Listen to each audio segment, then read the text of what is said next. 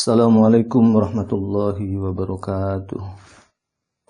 Innal hamdalillah nahmaduhu wa nasta'inuhu wa nastaghfiruh wa na'udzu billahi min syururi anfusina wa min sayyiati a'malina. Man yahdihillahu fala mudhillalah wa man yudlil fala hadiyalah. Asyhadu an la ilaha illallah wahdahu la syarikalah wa asyhadu anna Muhammadan abduhu wa rasuluhu la nabiyya ba'da. Allahumma salli ala Muhammad wa ala ali sayyidina Muhammad wa khatamun nabiyyin wa ala alihi wa sahbihi wa man tabi'ahum bi ihsanin ila yaumiddin.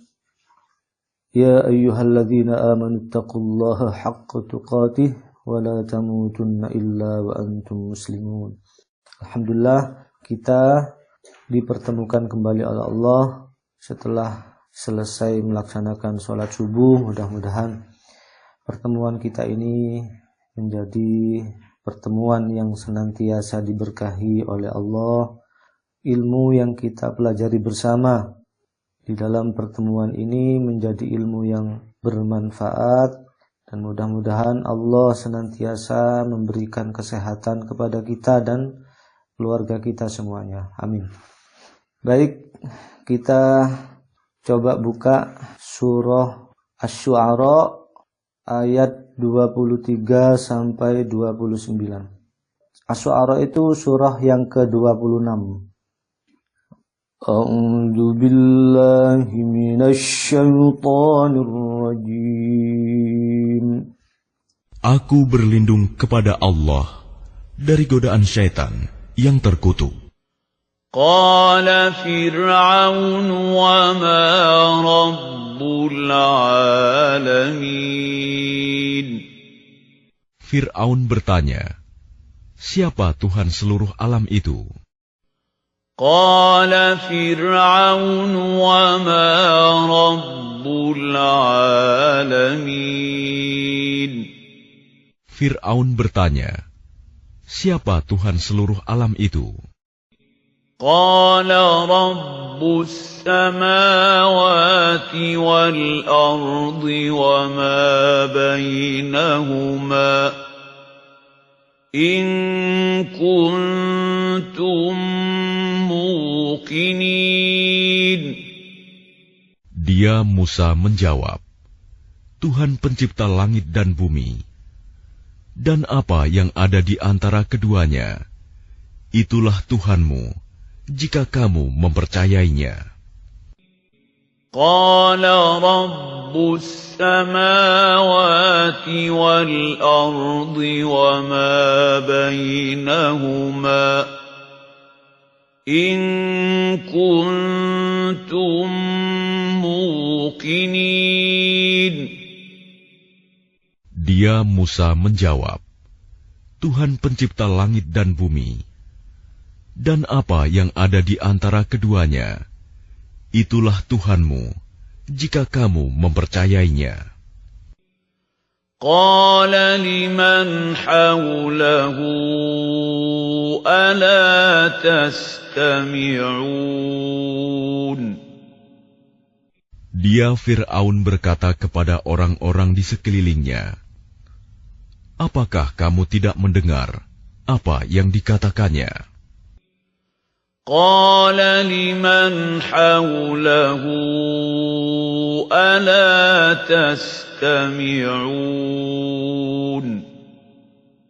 Dia Fir'aun berkata kepada orang-orang di sekelilingnya, apakah kamu tidak mendengar apa yang dikatakannya?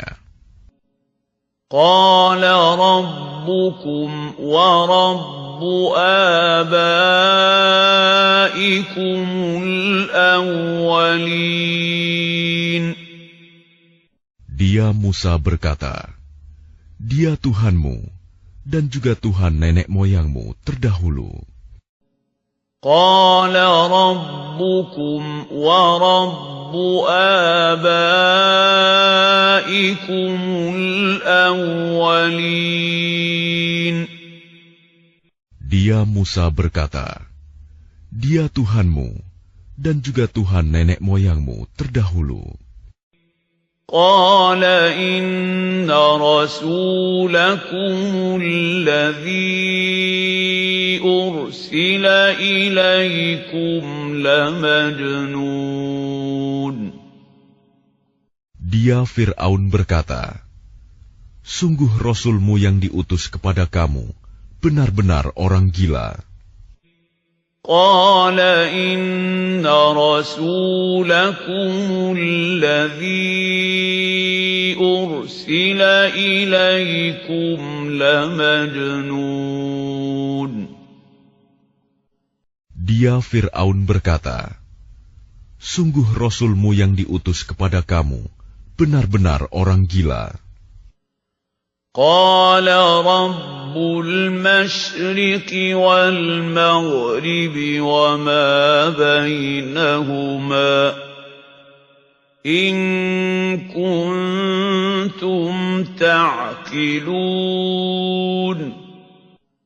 Dia Musa berkata, dialah Tuhan yang menguasai timur dan barat, dan apa yang ada di antara keduanya, jika kamu mengerti. قال رب المشرق والمغرب وما بينهما إن كنتم تعقلون. Dia Musa berkata, dialah Tuhan yang menguasai timur dan barat, dan apa yang ada di antara keduanya, jika kamu mengerti. قال لئن اتخذت إلها غيري لأجعلنك من المسجونين. Dia Fir'aun berkata, sungguh, jika engkau menyembah Tuhan selain aku, pasti aku masukkan engkau ke dalam penjara. قال لئن اتخذت إلها غيري لأجعلنك من المسجونين. Dia Fir'aun berkata, sungguh, jika engkau menyembah Tuhan selain aku, pasti aku masukkan engkau ke dalam penjara. Alhamdulillah, kita sudah baca bersama-sama surah Asy-Syu'ara ayat 23 sampai 29. Mudah-mudahan Allah memberikan balasan, memberikan pahala kepada yang membaca, yang mendengarkan pada setiap hurufnya. Sebagaimana kata Rasulullah, man qara'a harfan min kitabillah falahu bihi hasanah. Barang siapa yang membaca satu huruf dari Al-Quran, dari kitab Allah, maka baginya satu hasanah, satu kebaikan. Wal hasanatu bi'asyri amsalihha. Dan setiap kebaikan yang didapat tadi akan dilipat gandakan menjadi 10 kebaikan. La aqulu alif lam mim harfun walakin alifun harfun walamun harfun wa mimun harfun. Aku tidak mengatakan alif itu satu huruf, alif lam mim itu satu huruf, tapi alif satu huruf, lam satu huruf, mim satu huruf. Ya, kita sudah baca berhuruf-huruf ini tadi. Nah, baik yang bacaannya bagus maupun yang masih dalam masih kurang bagus. Ya, kita belajar sedikit demi sedikit, mudah-mudahan bacaan kita lama-lama jadi bagus.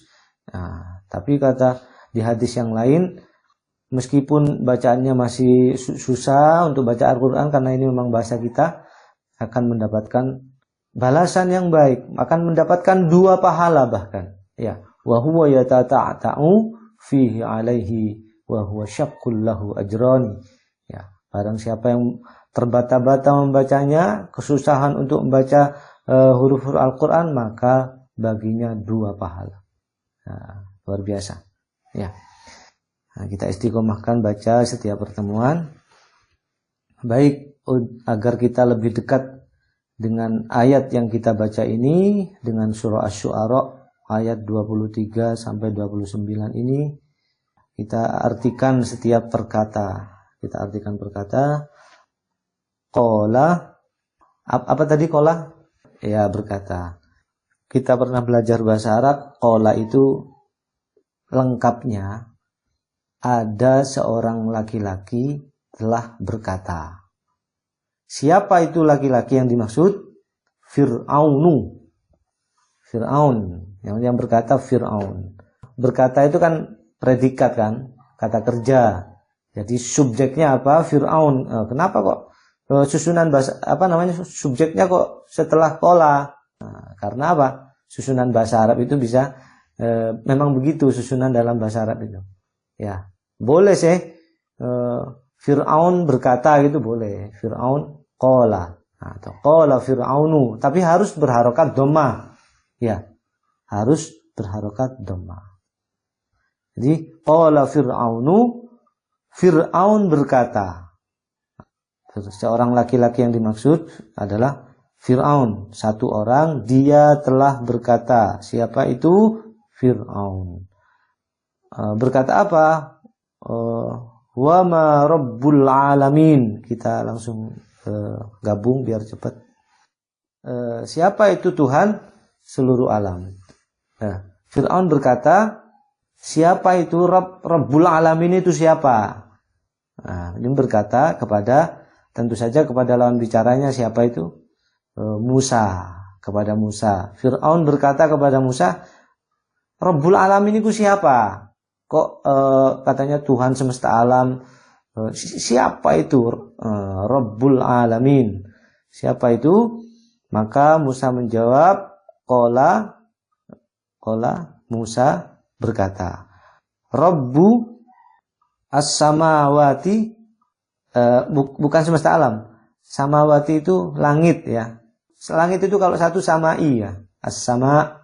Nah, ini banyak. Samawat itu berarti jamaknya. Tuhan seluruh langit. Kalau banyak itu kan biasanya kan di double ya. Misalnya kita bilang rumah, kalau banyak apa? Rumah-rumah atau perumahan. Kalau langit banyak, langit-langit. Jadi beda artinya bahasa Indonesia langit-langit. Jadi banyak langit, seluruh langit. Wal ardi, dan bumi. Dan bumi.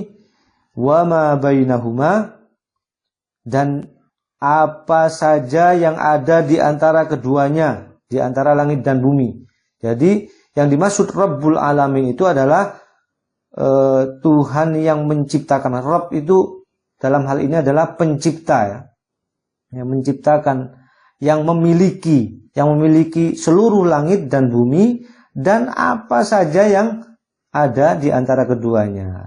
Makanya kalau disebut Rabb itu lebih cenderung kepada ini ya, keumuman yang kita tahu tentang Tuhan, yang memiliki, yang menyembuhkan, yang memberi rizki, yang menciptakan itu Rabb.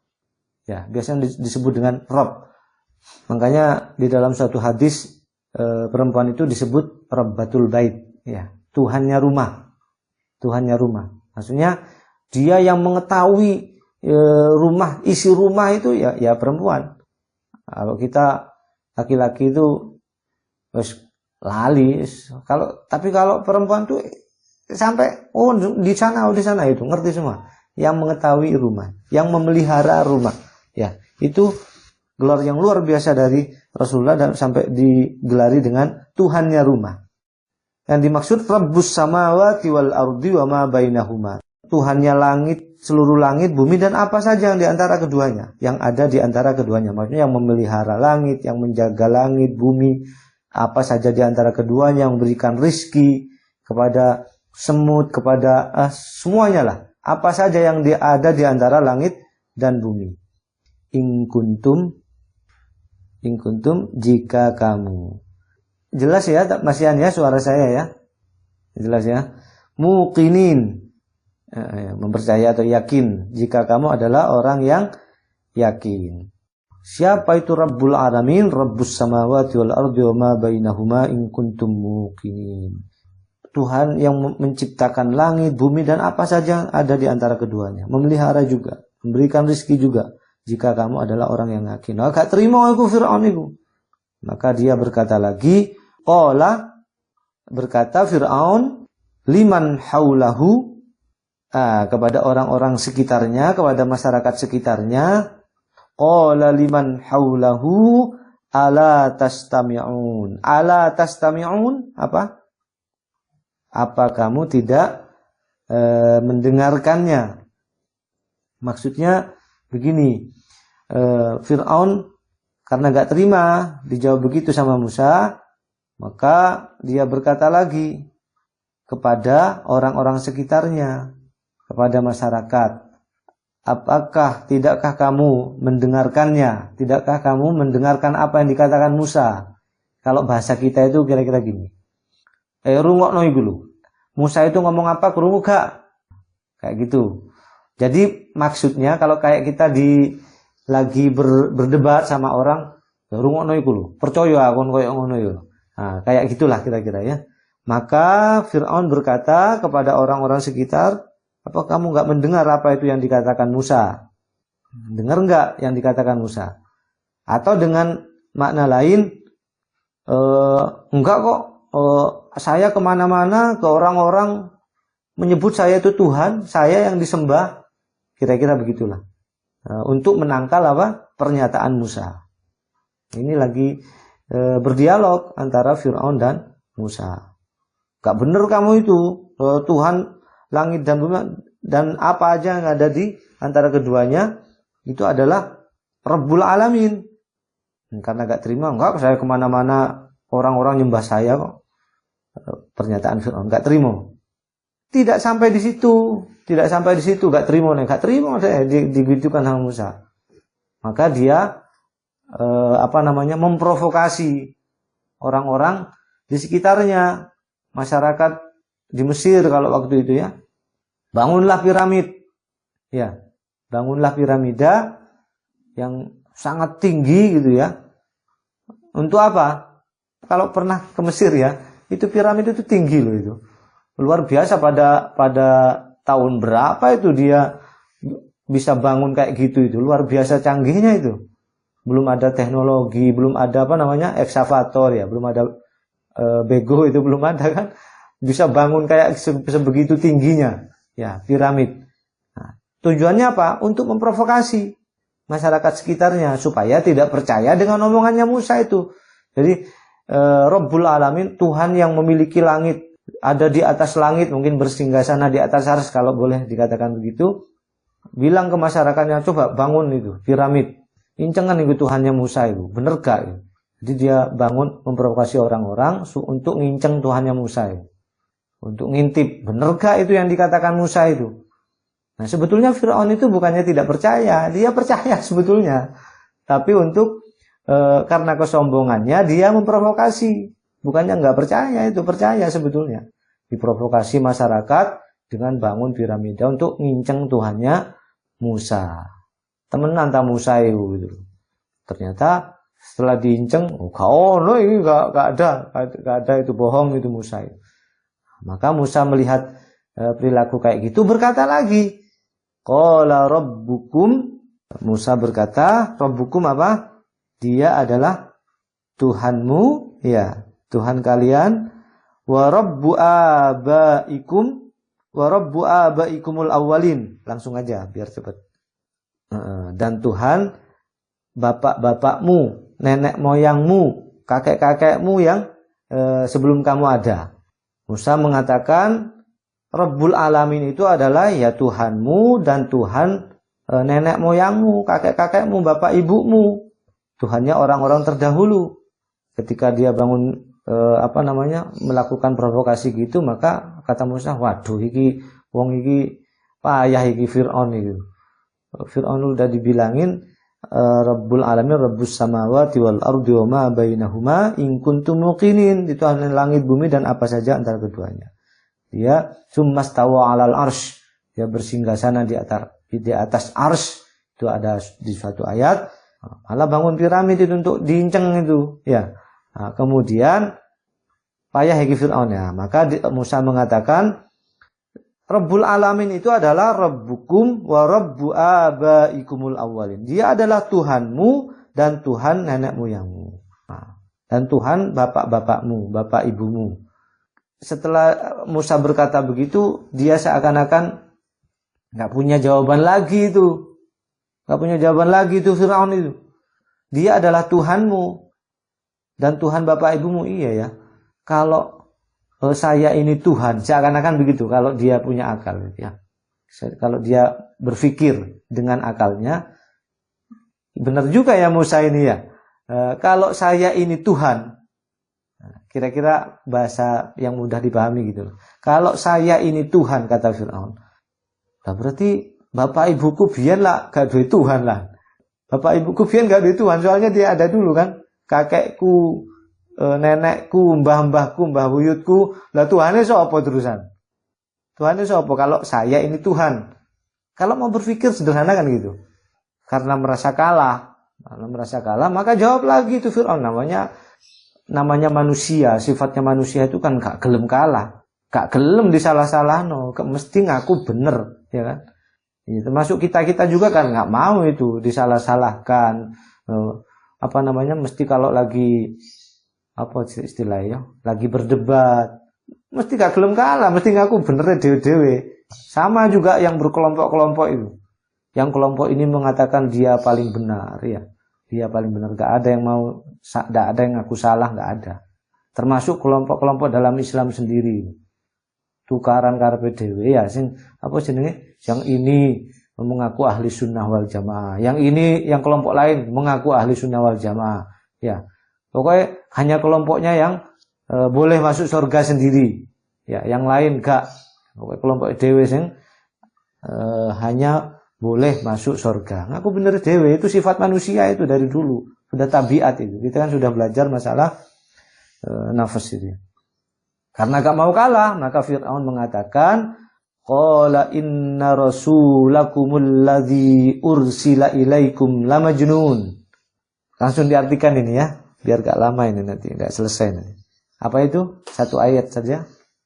Delok niku yang kamu katakan sebagai nabi dan rasul, ayat dan niku. Ya, wong edan wis tak inceng, tak bangun gak ono Tuhan Rabbul Alamin itu gak ada. Ya. Dia adalah orang gila, wong edan niku. Sama Nabi Muhammad kan juga begitu. Dikatakan orang gila juga kan. Sungguh rasul yang diutus kepada kamu itu adalah orang gila, lamajnun. Kemudian qala rabbul masyriqi wal maghribi. Musa jawab lagi, dia adalah Tuhan timur dan barat. Dia yang memiliki timur dan barat. Kalau bahasa ilmiahnya itu kira-kira dia yang menciptakan ruangan itu. Ya, yang menciptakan ruang itu ya dialah Rabbul Alamin. Wa ma bainahuma, dan apa saja yang ada di antara keduanya, yang menciptakan ruang dan waktu. Nah, kalau bahasa apa itu namanya? Nah, dia menciptakan timur dan barat. Tapi kalau orang-orang sekarang kan dibilangi ruang dan waktu itu orang-orang desa kan nggak ngerti, ya kan? Ya. Dialah yang mempunyai, yang menciptakan timur dan barat dan apa saja yang ada di antara keduanya. In kuntum taqilun. Nah, jika kamu mengerti, jika kamu orang yang berakal, ya. Nah, kalau bahasa kasarnya, lek duwe utek itu mesti percaya iki gitu. Nah, dan dia kalau kamu punya akal ya, dialah Rabbul Alamin. Gak mau kalah lagi Fir'aun. Qala la inittakhadta ilahan ghairi. Apa itu? Dia berkata, sungguh jika engkau menyembah Tuhan selain aku, la aj'alannaka minal masjunin. Ya, pasti aku akan menjadikan engkau termasuk orang yang dipenjara. Loh, wes muncul sombongnya ya. Gak iso jawab, gak iso berdebat. Maka kalau kamu menyembah Tuhan selain aku, pasti kamu tak lebokno penjara. Terus tak tangkep, ya, tak penjara kamu kalau menyembah Tuhan selain aku. Sudah muncul kesombongannya begitu orang yang berkuasa itu. Orang yang berkuasa itu gak gelem dikalah-kalah, disakiti hatinya, ya wes di penjara. Kan jadi terusan gimana kan? Gitu ya. Kalau giliran gak cocok ya kalau wes main ditangkap di penjara kan begitu. Penguasa itu begitu, dari dulu itu begitu. Udah gak cocok sama dirinya, ya di penjara. Kan Dajjal itu kan gitu, simbol Dajjal itu apa? Mata satu. Maksudnya apa itu mata satu itu? Kalau bahasa kiasan itu apa? Kiasannya mata satu, ya pokoknya kok motone detok sing ngono itu. Pokoknya apa sing dikarepne yo moto siji ngono. Gak boleh ada mata-mata yang lain. Pokoknya harus nurut sama dia semua. Enggak nurut ya wes di penjara. Itu namanya Dajjal ya. Dajjal dalam arti kiasan. Ya inilah kalau minggu lalu kita membahas masalah tafsir tentang haramnya memilih wali, memilih pemimpin, memilih teman setia dari orang-orang kafir yang menyebabkan kita murtad tanpa disengaja. Maka sekarang kita lanjutkan pelajaran kita Ma'rifatullah untuk mengenal Allah lebih dekat supaya kita ini tidak ragu-ragu hidup itu loh. Tidak ragu-ragu dalam mengakui Tuhan. Nah, ini masih lanjutan dari yang lalu-lalu. Nah, kita dalam pertemuan yang terdahulu tentang Ma'rifatullah kita akan membahas tentang masalah nafas ya. Masalah nafas, masalah ruh, masalah masalah jasad. Ternyata kita ini tentang ruh bagaimana? Tentang roh itu kita yakin keberadaannya kan? Keberadaan roh itu ya yakin ada, dirasakan ada. Tapi secara fisik itu kan kita nggak pernah bisa itu menjangkaunya. Seperti angin gitu, seperti angin. Seperti apa angin itu? Angin itu kita rasakan ada. Kita rasakan ada ya. Tapi tidak pernah bisa berwujud seperti apa? Bisa kita lihat, terus bisa kita bisa merasakan aja. Oh, ada daun bergerak, oh berarti ada angin. Itu ar-rih. Itu akar daripada ruh. Ya, rih itu angin. Ruh, ya. Ruh manusia itu kita rasakan keberadaannya. Kalau tanpa ruh, coba kita lihat dengan orang mati, udah ruhnya terlepas, maka dia tidak berfungsi lagi kan? Itu menunjukkan bahwa ilmu kita tentang ruh itu terbatas. Ilmu kita tentang ruh itu sedikit. Nah, kita yakin setelah kita belajar juga, setelah kita mengamati sekitar kita yakin roh itu ada. Yakin banget itu.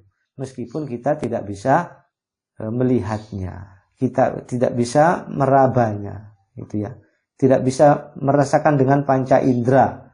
Tidak bisa kita rasakan dengan lidah kita. Oh, roh itu rasanya manis gitu, nggak bisa kan? Ya, tapi kita yakin roh itu ada. Kita bisa yakin benar karena kita membandingkannya dengan orang mati, gitu ya. Sama dengan Allah. Kok masih banyak orang yang nggak yakin dengan adanya Tuhan itu. Padahal ada langit dan bumi itu ada. Nah, kalau orang-orang yang tidak percaya Tuhan, seperti orang ateis, misalnya orang-orang PKI gitu ya, nggak percaya Tuhan, itu ya kok bisa-bisanya itu loh. Katanya Tuhan itu nggak ada. Lah terus ada langit dan bumi yang kita tempati, bumi yang kita tempati. Terus gimana kok bisa tiba-tiba ada itu?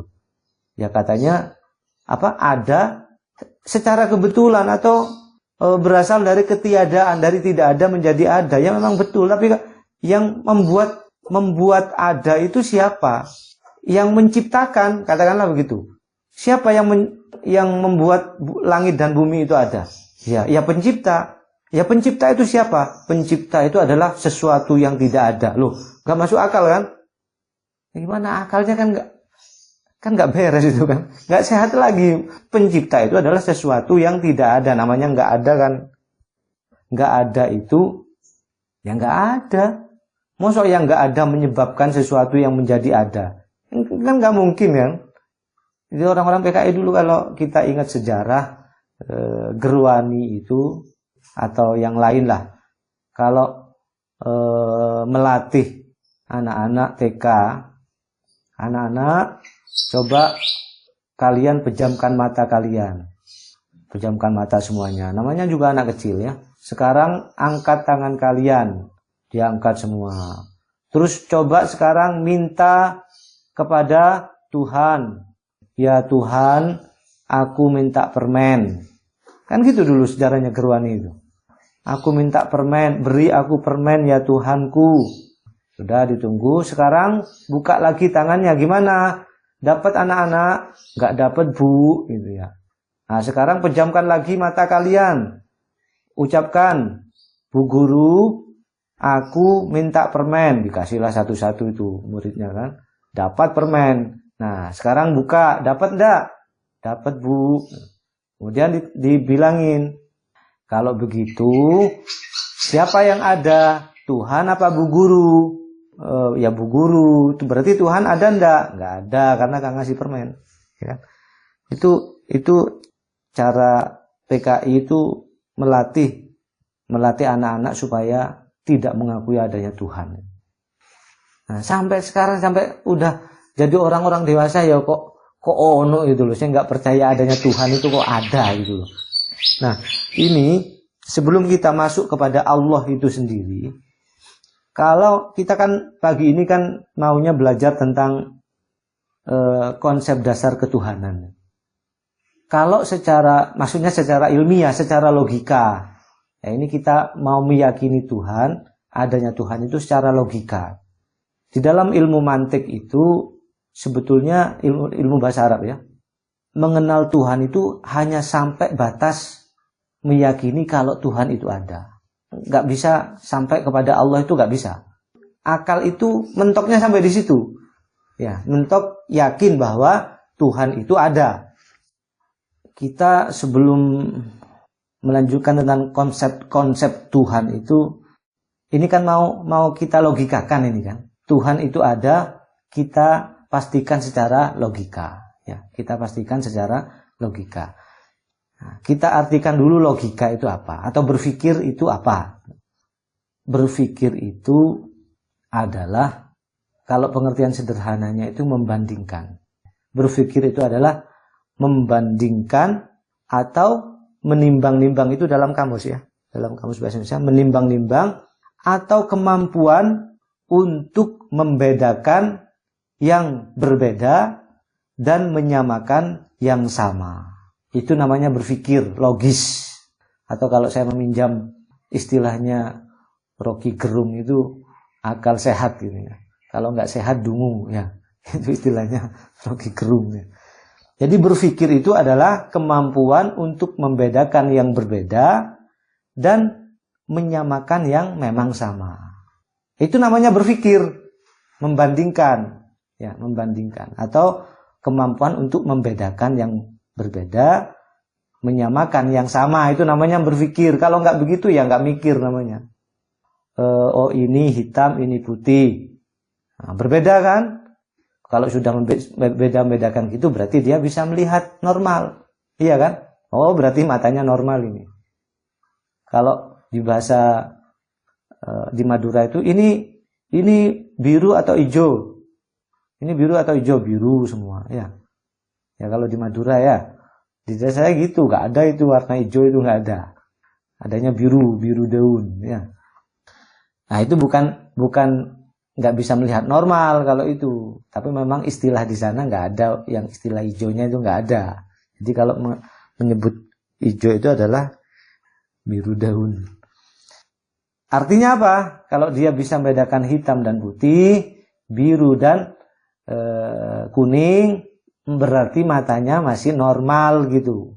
Nah kalau dia bisa membedakan yang baik, bisa membedakan yang tidak baik, berarti akalnya juga sehat. Bisa membedakan Tuhan, yang ini Tuhan, yang ini ciptaan Tuhan, ini kholik, ini makhluk, berarti dia akalnya sehat itu. Nah, itu namanya dia bisa berpikir, kemampuan untuk membedakan yang memang berbeda. Nah, sekarang coba waktu rame-rame kemarin. Apa perbedaan mudik dan pulang kampung? Nah, apa bedanya mudik dan pulang kampung? Nah, itu namanya apa?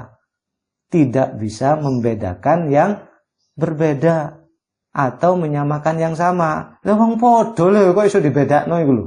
Kalau mudik gak boleh, kalau pulang kampung boleh, ya kan? Kemarin kan begitu. Itu namanya apa? Itu namanya gak mikir. Ya, berpikir itu kemampuan membedakan yang berbeda, menyamakan yang sama. Ya podo. Pak polisi, ini mau kemana? Mudik Pak, gak oleh. Lah kalau ini kemana? Saya pulang kampung Pak. Oh boleh. Gitu kemarin, ya kasusnya. Seruat pokoknya ya. Kalau sudah gak bisa mikir itu repot.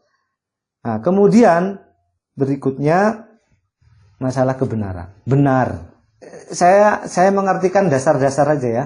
Benar itu apa benar itu? Kan kita ngomong iki benar, iki salah. Ya, kalau saya tanya benar itu apa? Apa benar itu? Ada yang bisa jawab? Sesuatu yang sesuai sama pikiran. Bolehlah, tapi masih rada ideal ini, idealis ya.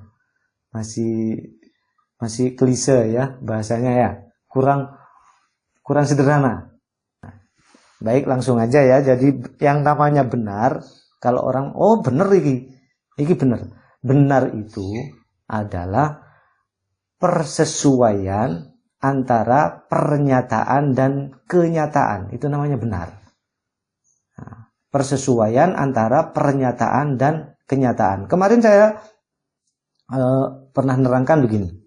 Di surah Al-Imran ini ya. Huwallazi yusawwirukum fil arhami kaifa yasha. Wajah telinga saya ini.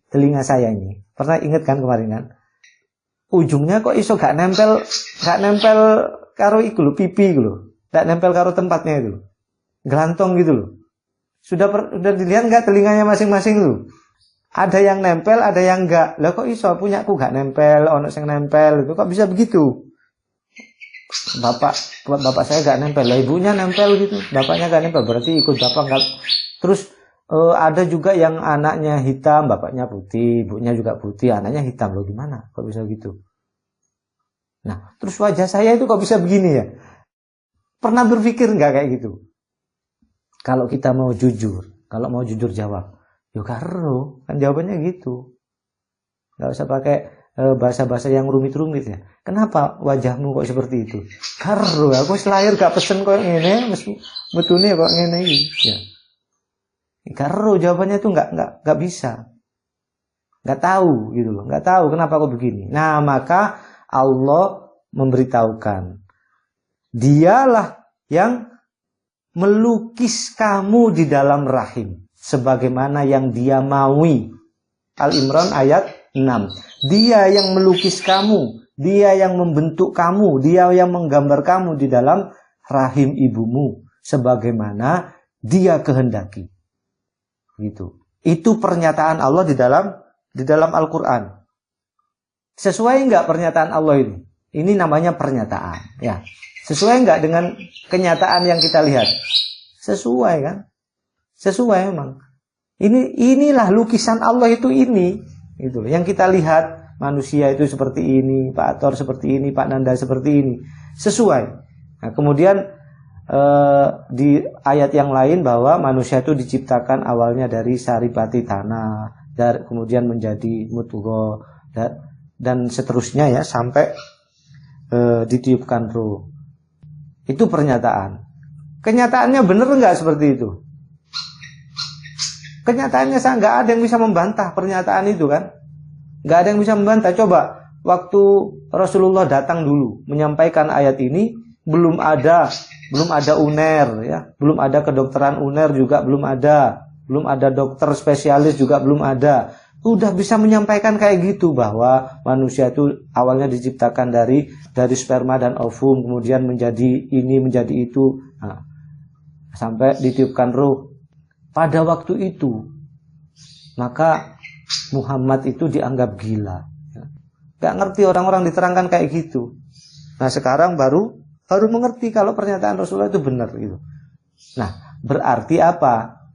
Pernyataan yang dibawa oleh Rasulullah itu sesuai sama kenyataan. Artinya juga apa? Pernyataan yang saya sebutkan tadi dua itu adalah benar gitu loh. Diyakini kebenarannya. Karena apa? Karena sesuai antara pernyataan di dalam Al-Quran dengan kenyataan gitu. Dengan kenyataan itu benar, gak ada yang bisa membantah itu. Begitu, itu namanya baru benar. Itu namanya al-haq. Gitu. Al-haqqu mir rabbika fala takunanna minal mumtarin. Itu benar.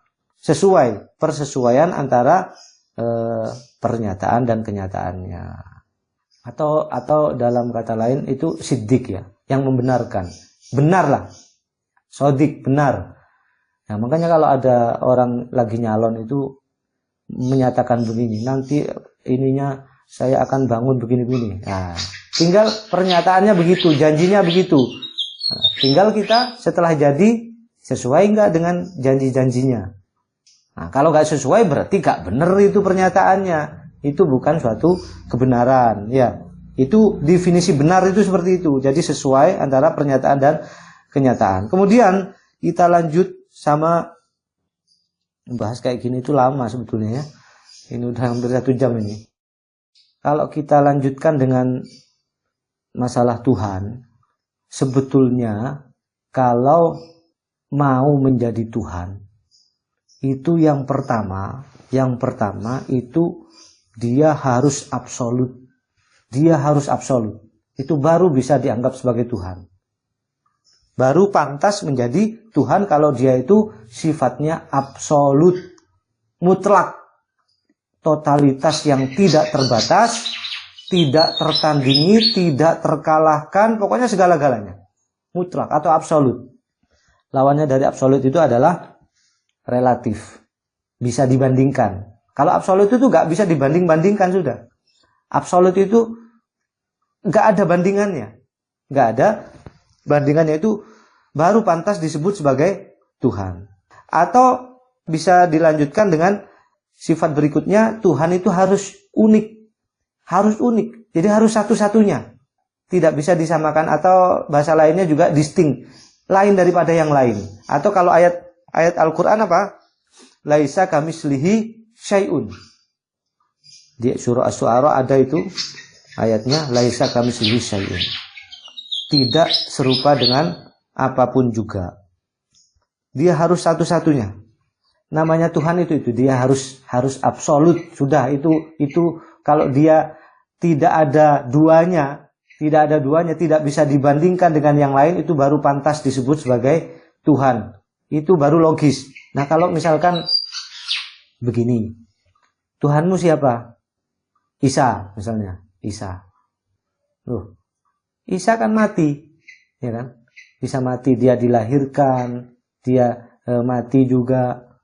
Kalau dilahirkan gimana? Banyak. Akeh sing padha lek ngono. Banyak yang sama, padha-padha dilahirno kok Tuhan. Ya berarti masih apa?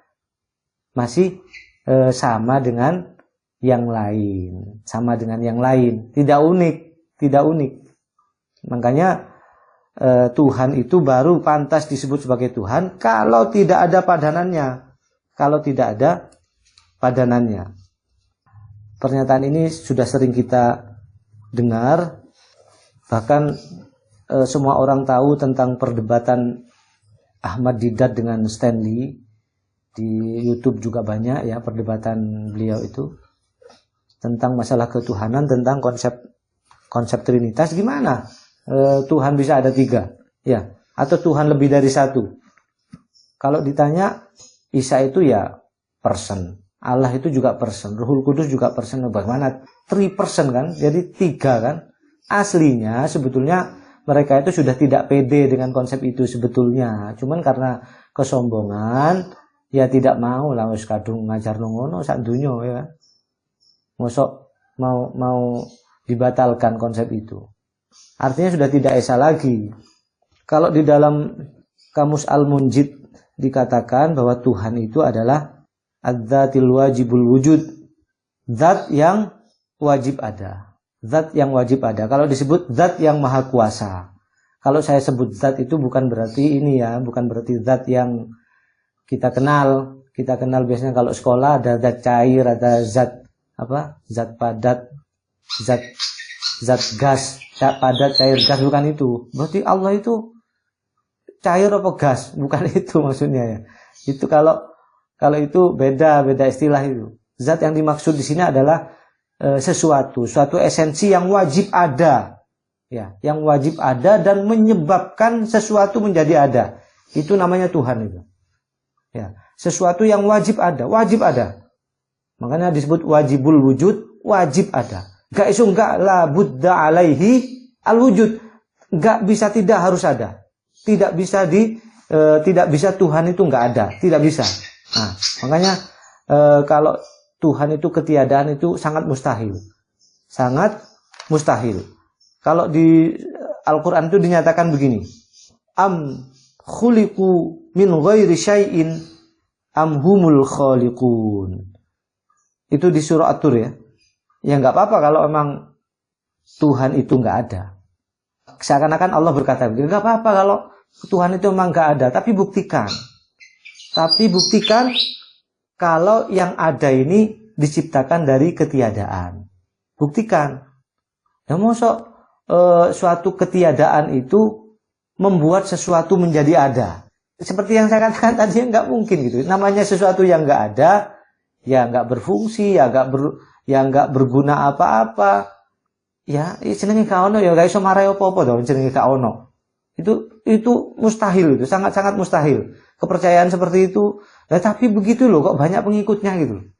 Bahwa jagat raya ini berasal dari ketiadaan tanpa ada yang menciptakan. Itu benar-benar nggak bisa mikir orang kayak gitu. Nah, masih mending kalau yang mengakui Tuhan, meskipun Tuhannya beda-beda ya, Nah, tapi Tuhan selain Allah juga harus bisa dibuktikan, kata siapa? Kata Allah, am khalaqus samawati wal arda bal la yuqinun. Atau mereka yang menciptakan langit dan bumi. Atau mereka yang menciptakan langit dan bumi. Ya wis gak apa-apa. Kalau memang kamu enggak percaya kalau aku yang menciptakan langit dan bumi, kata Allah, ya buktikan kalau kamu yang menciptakan. Misalkan ke kita, yuk. Ya gimana? Ya bukan aku yang menciptakan, aku lahir bumi sudah ada. Ya sama Isa juga begitu, lahir ke dunia ya buminya sudah ada. Terbantahkan bahwa Tuhan-Tuhan selain Allah itu gugur dengan sendirinya. Atau begini kata Allah, am indahum khazainu rabbika.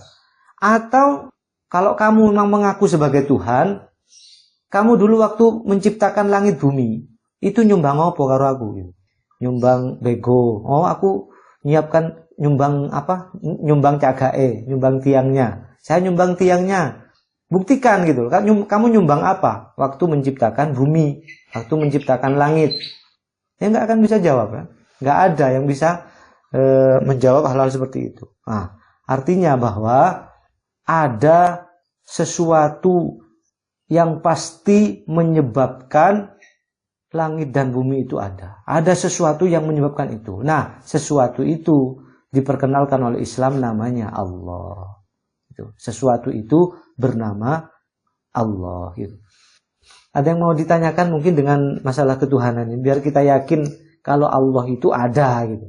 Kalau Allah itu sesuatu yang memang ada, meskipun kita tidak bisa melihatnya secara fisik, meskipun kita tidak melihatnya secara fisik. Ada juga ayat dalam Al-Quran, wa huwa ma'akum aynama kuntum. Tuhan itu, dia itu bersama kamu di mana saja kamu berada. Siapa yang bisa menjelaskan kayak gini? Tuhan itu bersama kamu di mana saja kamu berada. Nah, kalau diterjemahkan apa adanya, ya kan berarti Tuhan itu banyak. Dia bersama kamu di mana saja kamu berada. Loh, di sana ada Tuhan, di situ ada Tuhan. Panjang kalau menjelaskan ini, tidak bisa diterjemahkan apa adanya Al-Quran itu. Ada yang mau didiskusikan barangkali dengan ini?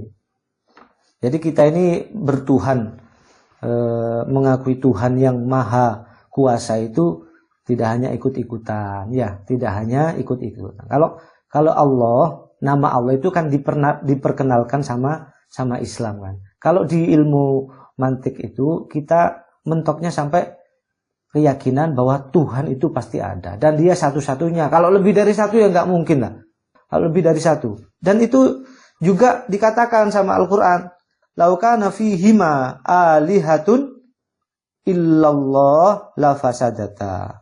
Andaikan di langit, di jagat raya ini ada Tuhan lebih dari satu, maka langit jagat raya itu akan rusak. Tuhan yang satu menghendaki hujan. Nah, Tuhan yang lain menghendaki gak hujan. Coba bayangkan, saya mau menurunkan hujan. Oh jangan, saya sekarang menghendaki gak hujan. Lah bingung kan? Akhirnya apa?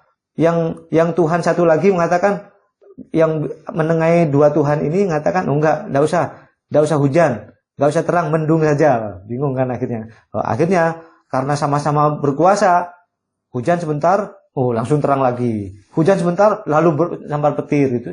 Ini kenapa ini? Oh Tuhannya lagi bertengkar gitu kan.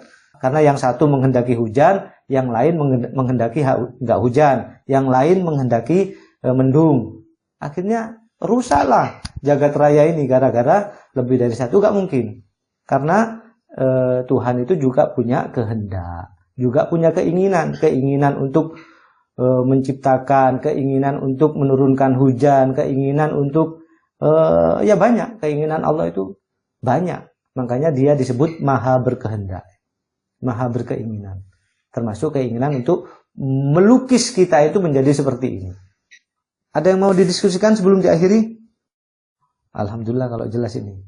Berarti jangan ragu-ragu lagi kalau Tuhan itu ada, ya. Gak bisa dibantah. Adapun untuk mengenal lebih jauh siapa itu Tuhan yang maha kuasa itu siapa, maka Allah menjawab, Qul huwallahu ahad. Katakanlah bahwa dia itu adalah Allah. Tidak cukup dengan Allah, tapi sifatnya yang melekat pada Allah itu ahad. Ya, dialah yang satu. Satu-satunya. Kalau ahad itu satu-satunya. Makanya kalau Allah itu disebutkan dengan ahad, berarti tidak ada duanya sudah. Allah itu esa, satu-satunya. Qul huwallahu ahad. Katakanlah bahwa dia itu adalah Allah yang satu. Ya. Wa ilahukum ilahun wahid. Nah kalau digabungkan pakai kata wahid juga satu, artinya harus digabungkan dengan kata ilah. Wa ilahukum ilahun wahid.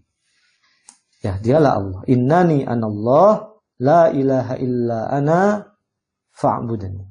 Sesungguhnya aku ini adalah Allah. Itu pernyataan Allah dalam surah Al-Hadid. Tidak ada Tuhan selain aku, maka sembahlah aku. Wa aqimis sholata lidzikri. Dan tegakkanlah sholat untuk mengingatku. Sudah lama ya, kalau gak ada yang mau didiskusikan lagi, baik sementara kita akhiri dulu, kita lanjutkan lain waktu. Mudah-mudahan yang kita pelajari ini menjadi ilmu yang bermanfaat. Kita akhiri dengan kafaratul majlis bersama-sama. Subhanakallahumma wa bihamdika asyhadu an la ilaha illa anta astaghfiruka wa atubu ilaik. Billahi taufiq wal hidayah. Wassalamualaikum warahmatullahi wabarakatuh.